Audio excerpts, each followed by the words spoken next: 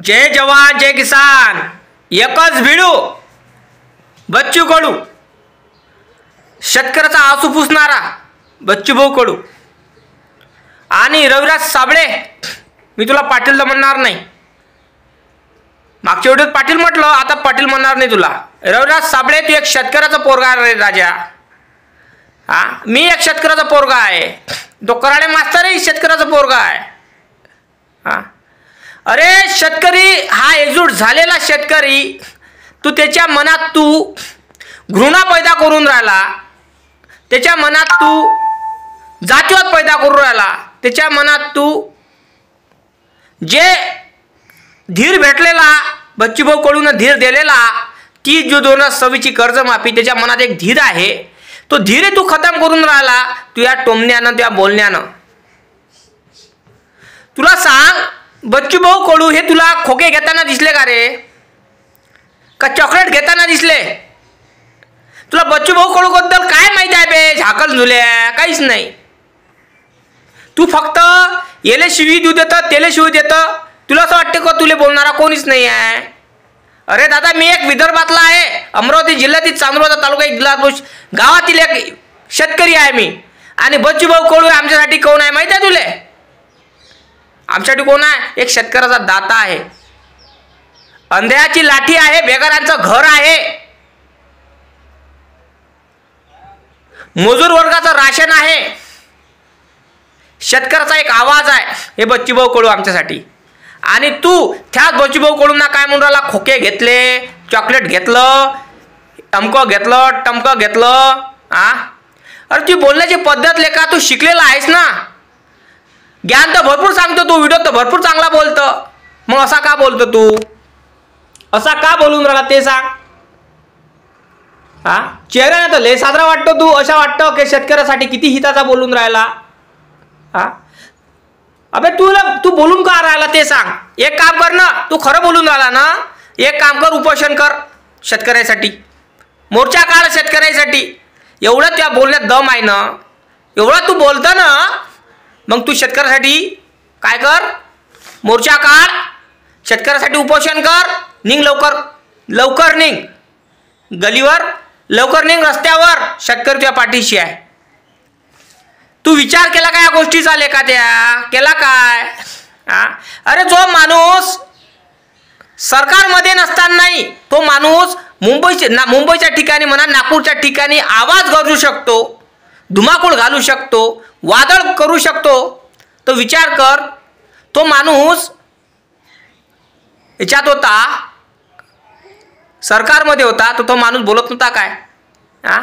अरे हा माणूस, हा बच्चूभाऊ कडू ना, राज्यसभेत म्हणा, विधानसभेत म्हणा, कोणत्याही याच्यात म्हणा, बच्चूभाऊंचा आवाज होता शेतकऱ्यासाठी। बघून घे व्हिडिओ, नसन बघितले तर पुराणे व्हिडिओ बघून घे बच्चूभाऊचे। कडकडणारा आवाज दबला कोणत्याच मंत्रिमंडळात, कोणत्याच विधानसभेत म्हणा, कोणत्याच राज्यसभेत आवाज नाही आहे शेतकऱ्याचा। जातीवाद, सगळं जातीवाद आणि जातीवाद, राजकारण राजकारण राजकारण, समजलं काय? पण बच्चूभाऊ कडू असे होते, ते केंद्रातच नाही राज्यातही, राज्यात, केंद्रात, विधानसभेत, सगळ्या ठिकाणी म्हटलं बच्चूभाऊंचा शेतकऱ्यासाठी आवाज होता। हे विसरला काय तू? बच्चूभाऊच्या कार्यालय विसरला लेका?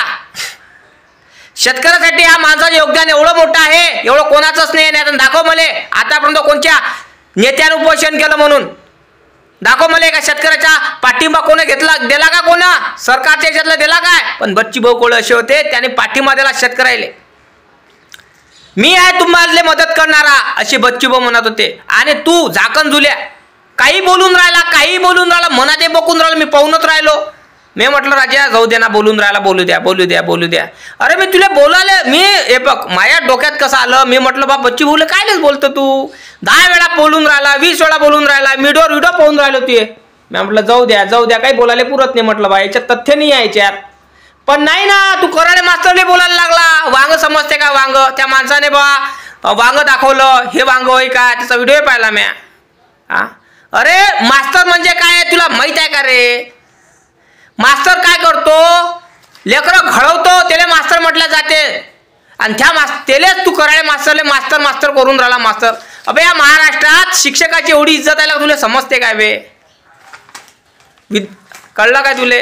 आणि तू शेती दाखवतो, ट्रॅक्टर दाखवतो, घोडं दाखवतो, गाडी दाखवतो, घर दाखवतो, ऑफिस दाखवतो, जांबाचे झाडं दाखवतो, हे दाखवतो ते दाखवतो. दे दाखवून काय करतं आम्हाला तू? तुझ्या पाशी ठेव. आमची गोधडी आमच्यासाठी, अबे आमची झोपडी आमच्यासाठी ताजमहाल आहे. तुझ्या ताजमहाल तुझ्यासाठी. आम्हाला काहीच घेणं नाही. काही दाखवू नको आम्हाला तुझी शेती, काही दाखवू नको मग आम्हाला तुझे वावर, तुझे काही येशीन फेशी, काहीच गरज नाही आम्हाला त्याचं. हा तू शेतकऱ्याच्या हितासाठी बोलत होता, मला बरं वाटत होतं. पण लेका तू भलकंतच तुतारी वाजवायला लागला ना, पुंगी वाजवायला लागला ना, का फेमस होण्यासाठी करू राहिला का तू? हा अरे तुला वाटत असन हा युवराज डोंगरे होय मी. युवराज डोंगरे, मला एक सांग, तू बच्चू भाऊले त्या उधळच घेतला ना राजा, उधळच घेतलं ना, काही बोलून राहिला. काही बोलून राहिला राजा, असं बोलत असते काय? अरे काही आपण माणूस की आहे की नाही आपल्याला? अरे त्या माणसाबद्दल तुले विचारपूस करून घ्या अगोदर. त्या माणसाला टोमणे मारू आला तू, त्या माणसाची हिस्ट्री जाणून घे, तो माणूस कसा आहे. अबे तो दिसते तसा नाही आहे माणूस. हा माणूस लय खतरनाक आहे, नंगा पुंगा करते माणूस हा. तुला समजलं नाही? जो माणूस मोल मजुरी शेतकऱ्यावर कोणी अत्याचार करत असन तो माणूस त्याचे नंगा करून झोडते म्हटलं. तू विचार कर. हा माणसाबद्दल तू हिस्ट्री माहीतच नाही. तुला फक्त मारणं धाडणंच माहीत झालं. बच्चूभाऊ कडू बेगारांचा आसरा आहे का? अंध्याची लाठी आहे. ज्याला घर असेल घर बांधून देते, त्याच्या घरी पैशाची कमी असेल पैसे आणून देते, असा माणूस आहे.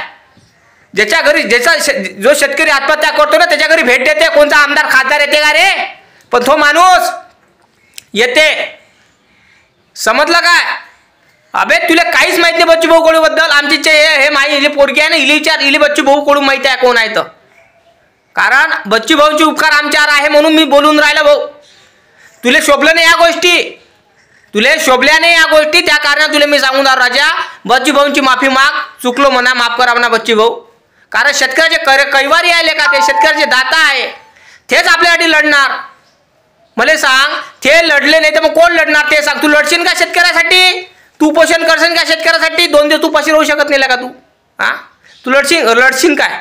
मोर्चा काढशील का शेतकऱ्यासाठी, मालाले भावासाठी म्हणा, कर्जमाफीसाठी काढशील काय? तू कसा काढशील?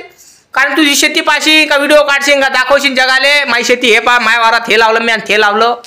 अरे बिंदास त्या वारात काही लाव, गांजा पेर, काही पेर, आम्हाला काहीच घेणं देणं नाही. पण तू उगाच काय नाही बदलामी करू राहिला कोणाची. त्या बच्चूभाऊ उधळच घेतला राजा. अरे त्या माणसाबद्दल ऐकून घे, काही माणूस काय म्हणून राहिला. 30 जून 2026 पासून वाट तर पाय, तू वाटही नाही पाहून राहिला. तू आपलीच मगजमाजी करून राहिला आणि शेतकऱ्याची मनस्थिती खराब करून राहिला तू. हे बरोबर आहे काय? हे बरोबर नाही ना. तुला समजायला पाहिजे, पण तुला समजून कसं राहील? तू शिकलेला असून अनफळ आहे का? तू शिकलेला असून अनफळ आहे. त्या बच्चूभाऊ बद्दल तुला माहीतच नाही काही. त्या बच्चूभाऊ बद्दल तुला माहीत राहिलं असतं ना, मग समजलं असतं तुले.